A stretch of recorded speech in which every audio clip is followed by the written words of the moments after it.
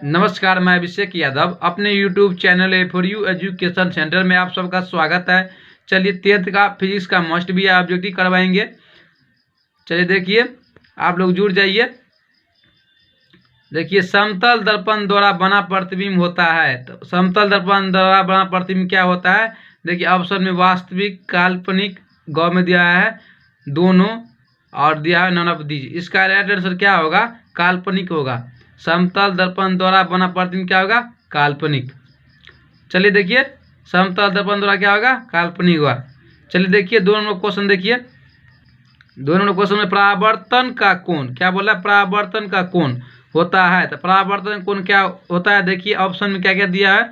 आपतित किरण और दर्पण के सतह के बीच का कोण, आपतित किरण और दर्पण की सतह पर खींचे गए अभिलंब के बीच के कोण, परावर्तित किरण और दर्पण के सतह के बीच का कोण, परावर्तित किरण और दर्पण सतह के बीच खींचे गए अभिलंब के बीच के कोण।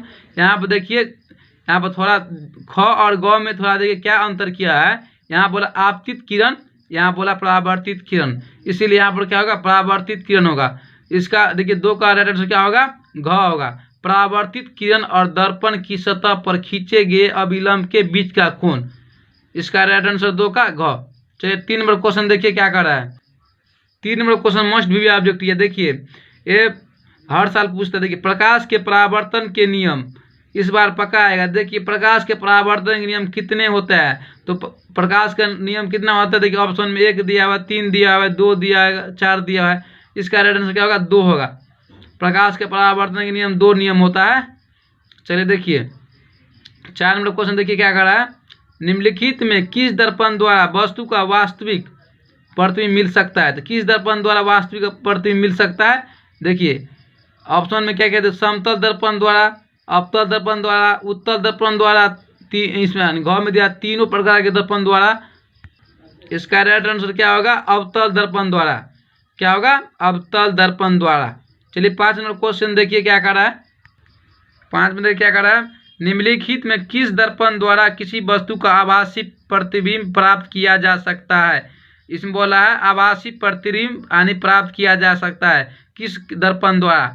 इसमें आभासी प्रतिबिंब तीनों दर्पण द्वारा होता है। देखिए समतल भी होगा, अवतल भी होगा, उत्तल भी होगा। देखिए ऑप्शन में दिया हुआ है उपयुक्त तीनों प्रकार के दर्पण द्वारा। इसका राइट आंसर क्या होगा? उपयुक्त तीनों प्रकार के दर्पण द्वारा। 5 का राइट आंसर घ होगा। घ। चलिए देखिए 6 नंबर क्वेश्चन देखिए क्या करा है। वस्तु से छोटा आभासी प्रतिबिंब इनमें से किस दर्पण द्वारा प्राप्त होगा? बोला आभासी बोल रहा है, प्रतिबिंब किस दर्पण से प्राप्त होगा? वस्तु से छोटा बोला, लेस देन। इसका छोटा क्या होगा? देखिए ऑप्शन में दिया समतल दर्पण से, अवतल दर्पण से, दोनों और उत्तल दर्पण से। इसका राइट आंसर क्या होगा? वास्तविक छोटा बोल रहा है तो उत्तल दर्पण से होगा। कौन सा दर्पण?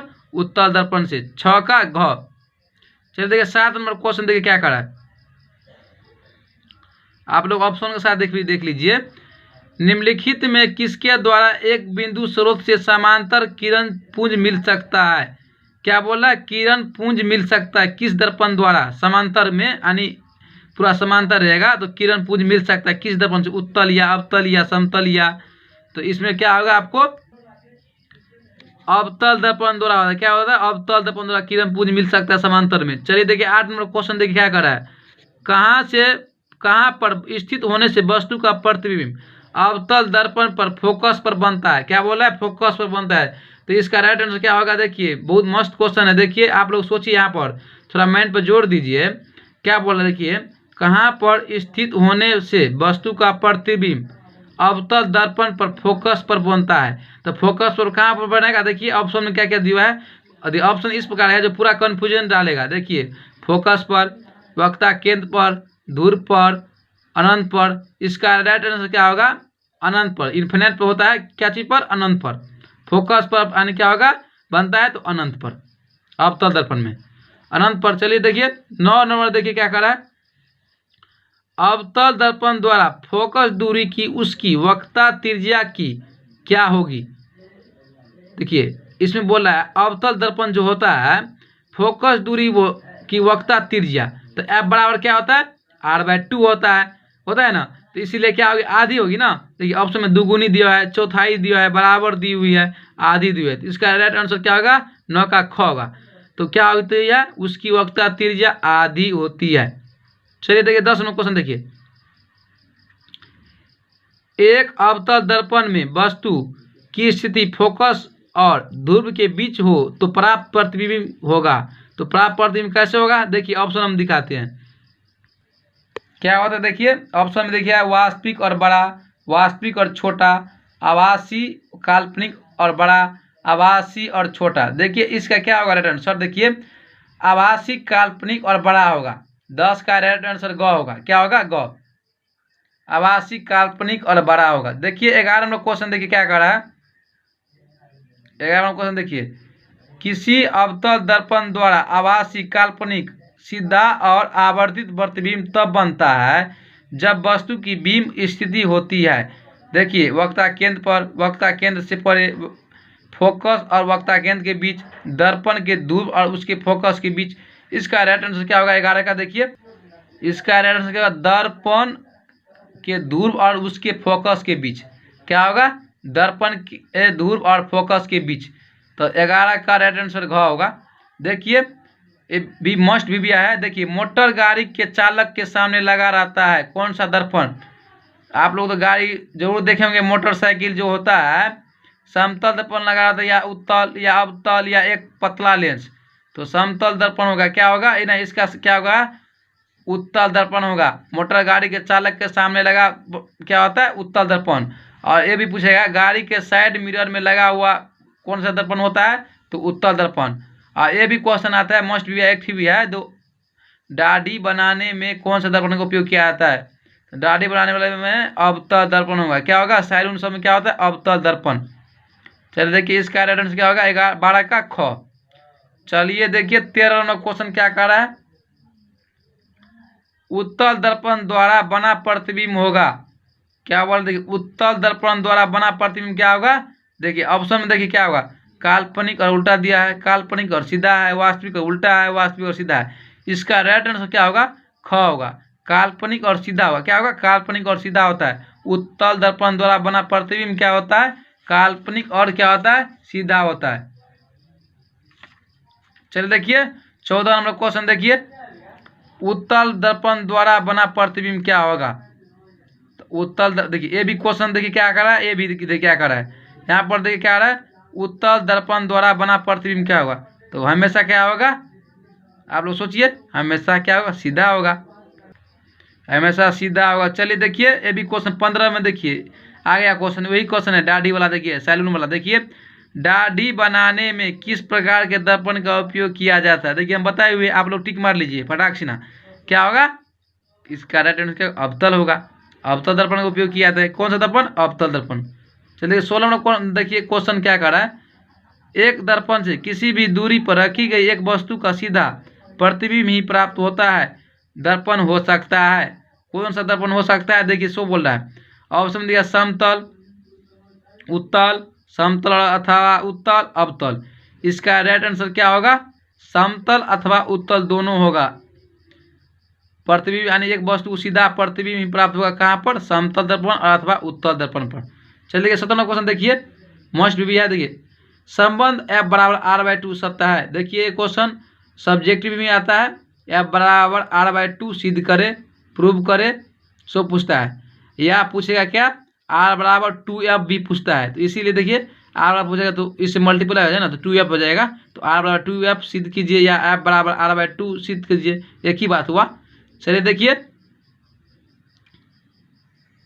ऑप्शन में देखिए क्या कहते हैं, उत्तल दर्पण के लिए परंतु अवतल दर्पण के लिए नहीं, अवतल दर्पण के लिए परंतु उत्तल दर्पण के लिए नहीं, उत्तल तथा अवतल दर्पण दोनों के लिए। देखिए घ में दिया न तो उत्तल न ही अवतल। इसका राइट आंसर क्या होगा? उत्तल तथा अवतल दोनों दर्पण के लिए होता है। F बराबर R/2 सबको पता होगा, बहुत मस्ट भी ऑब्जेक्ट है। यहाँ पर ध्यान दीजिए क्या होगा? उत्तल तथा अवतल दोनों प्रकार के दर्पण के लिए।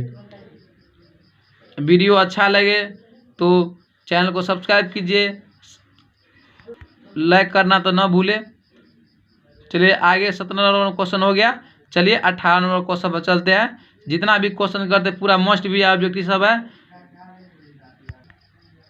देखिए 18 में बोला फिगर वाला चीज़ है, जो किरण आरेख वाला पूछ रहा है। किरण आरेख क्या होगा, देखिए ऑप्शन में कैसे कैसे फिगर है, देखिए आप लोग ध्यान दीजिए यहाँ पर। देखिए क में इस प्रकार का, ख है इस प्रकार का, ग में देखिए इस प्रकार का, घ में इस प्रकार का।